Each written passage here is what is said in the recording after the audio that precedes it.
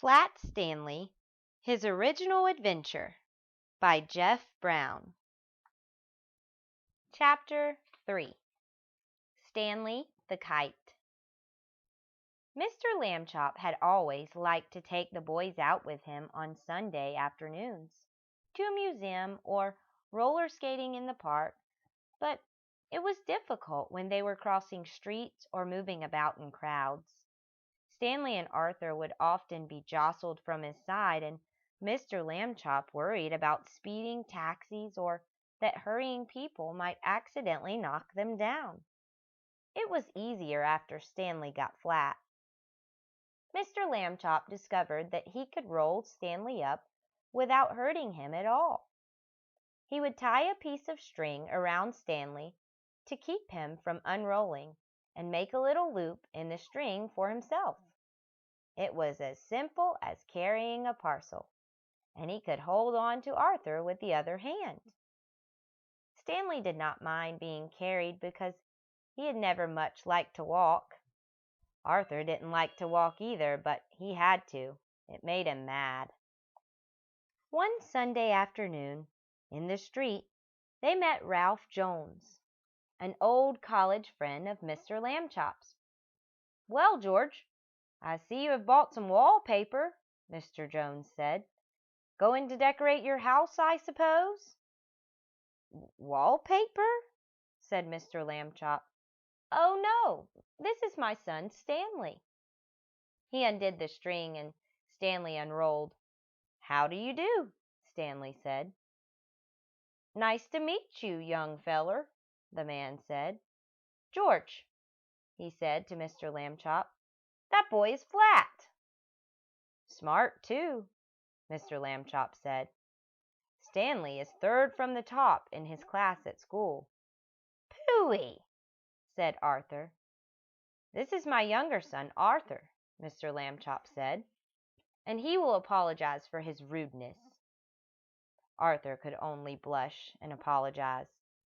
Mr. Lambchop rolled Stanley up again, and they set out for home. It rained quite hard while they were on the way. Stanley, of course, hardly got wet at all, just around the edges, but Arthur got soaked. Late that night, Mr. and Mrs. Lambchop heard a noise out in the living room. They found Arthur lying on the floor near the bookcase. He had piled a great many volumes of the Encyclopedia Britannica on top of himself. "Put some more on me," Arthur said, when he saw them. "Don't just stand there. Help me." Mr. and Mrs. Lambchop sent him back to bed, but the next morning they spoke to Stanley.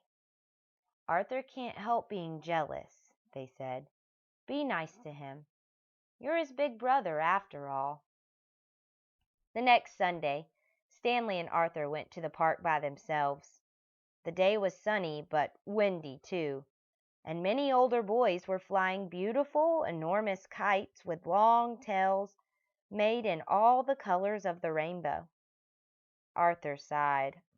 "Someday," he said, "I will have a big kite, and I will win a kite-flying contest and be famous like everyone else.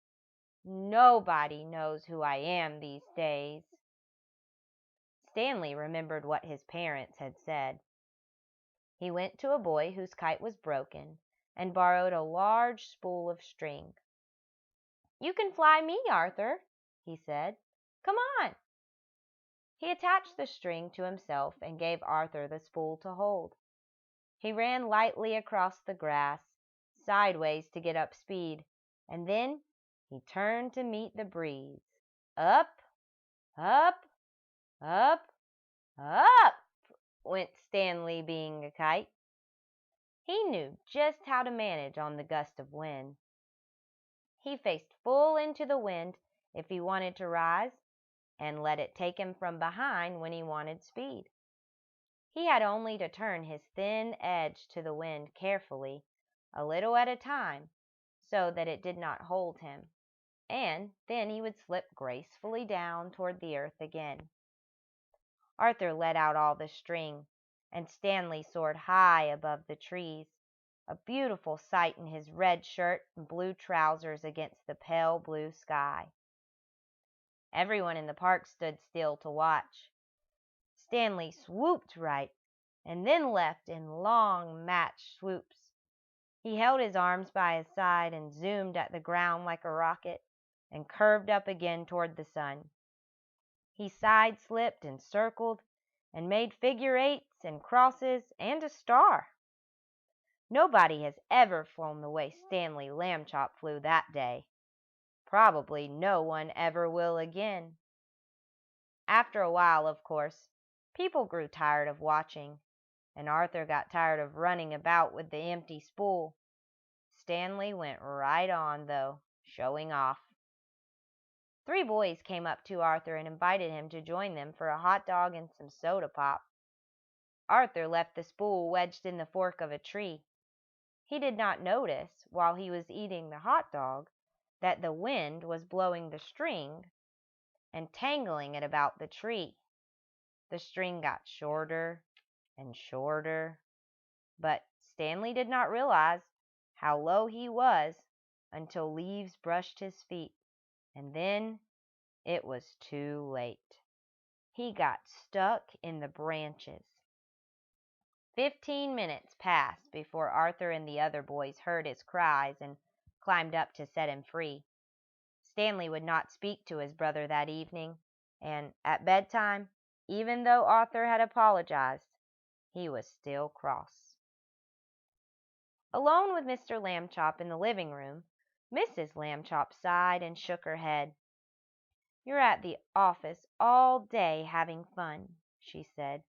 "You don't realize what I go through with the boys. They're very difficult." "Kids are like that," Mr. Lambchop said. "Phases. Be patient, dear."